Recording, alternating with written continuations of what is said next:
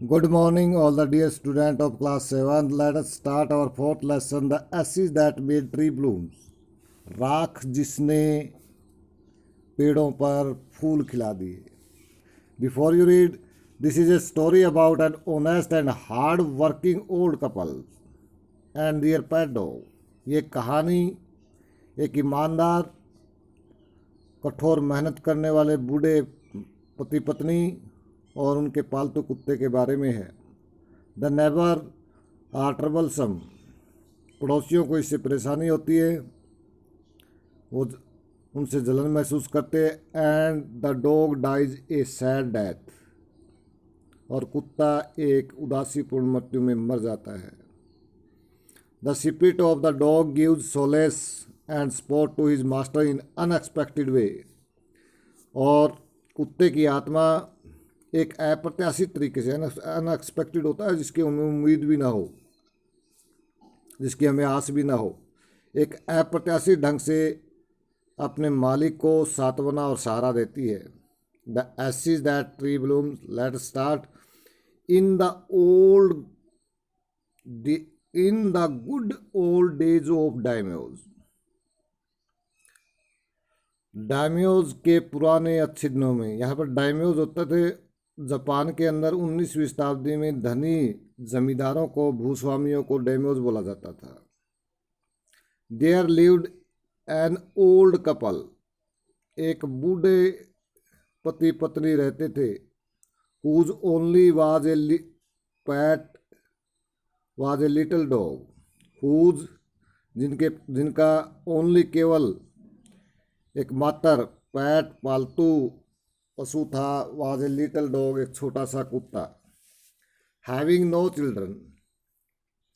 न कोई बच्चे थे, यानी बेऔलाद थे वो. They loved it as though it were a baby. वे उससे इतना प्रेम करते थे मानो वो उनका बच्चा हो. The old dame made it a cushion of blue crab. बूढ़ी जमींदारनी ने, डेम ने, या डायम्योज का डेम बनाया. Made it a cushion of blue carpet. नीली चटाई का उसके लिए गद्दा बनाया. And at meal time. और भोजन के समय Muko, for that was its name, जैसा कि उस कुत्ते का ये नाम था, would sit on it as snug as any cat.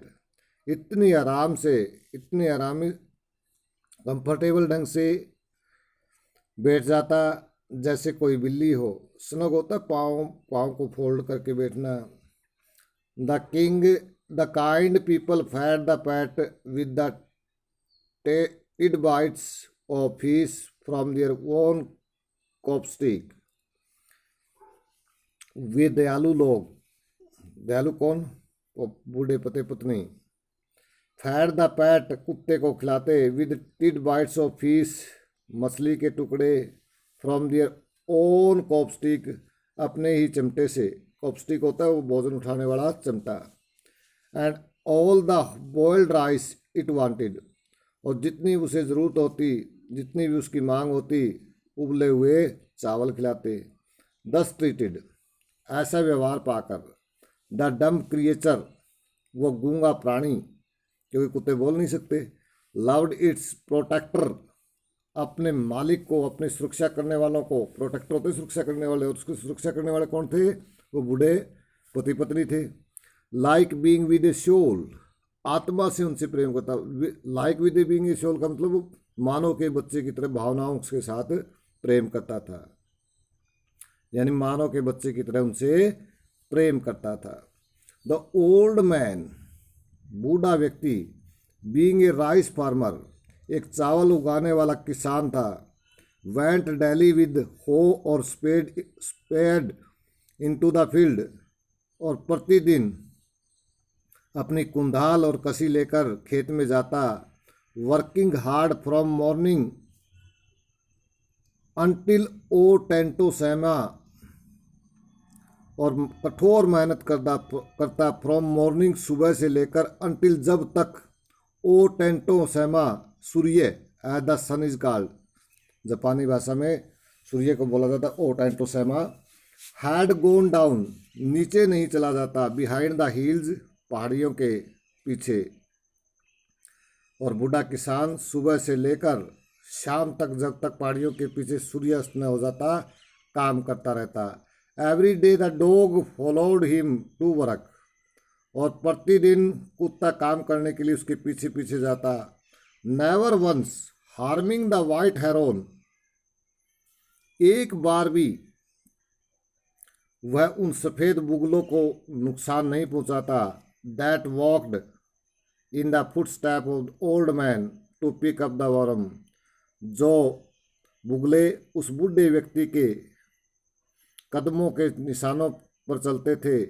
To pick up the worms, कीड़ों को उठाने के लिए। For the old fellow was patient, क्योंकि बूढ़ा व्यक्ति बड़ा धैर्यवान था। And kind to everything that had life, और प्रत्येक जीवित वस्तु के प्रति बड़ा ही दयालु था।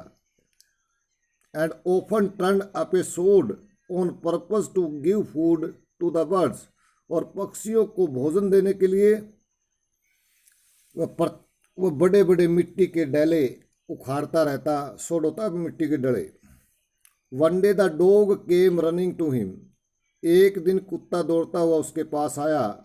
Putting his paws against his leg and motioning with his head to some spot behind.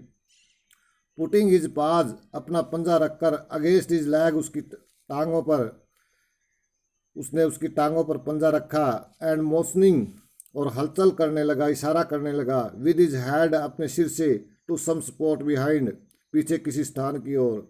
The old man at first thought, बूढ़े व्यक्ति ने शुरू में सोचा, his pet was only playing, कि उसका कुत्ता तो केवल खेल रहा है। And did not mind it, और उसकी तरफ ध्यान नहीं दिया। But the dog kept on whining, परंतु कुत्ता धीमी धीमी आवाज में कराता रहा, कुकाता रहा। And running to and fro for some minutes, और कुछ मिनटों के लिए इधर उधर दौड़ता रहा। Then the old man followed the dog a few yard to a place where the animal began to lively scratching, तब बूढ़ा व्यक्ति उस कुत्ते के पीछे पीछे कुछ गज दूर गया। टू ए प्लेस, एक ऐसे स्थान पर, वेयर द एनिमल बिगेन, जहाँ पशुओं ने शुरू किया था, ए लिवली स्क्रैचिंग, हल्की हल्की खरोच मारना, यानी पशुओं ने जहाँ से जमीन को खुरच रखा था। Thinking it was possibly buried bone, यह सोचकर कि शायद यहाँ पर कोई हड्डी दबी होगी और बाइट्स ऑफ फिश, या कोई मछली का टुकड़ा। The old man struck his hoe in the earth, बूढ़े व्यक्ति ने धरती पर अपनी कुंधाल मारी। वह लो, और ये लो, a pile of gold gleam before him, सोने का एक ढेर उसके सामने चमक उठा। Thank you student, today we will do it till then. Next page we will start tomorrow. Let us discuss about the word meaning. Gleam means shone, glitter. On purpose, intensely, उद्देश्य से। Turn up, dug up, खोदना। A being with a soul like a human child, एक बच्चे की तरह। या showing emotion, भावनाएं दिखाना। सनग, कंफर्टेबल, आराम से। डायम्योज इन 19th सेंचुरी जापान, 19वीं शताब्दी के जापान में वेल्थी लैंड ओनर, लैंड होती है धरती, और ओनर होता है उस मालिक। धरती के मालिक कौन होते हैं? जमींदार। और वेल्थी होते हैं धनवान, धनवान जमींदार। Thank you.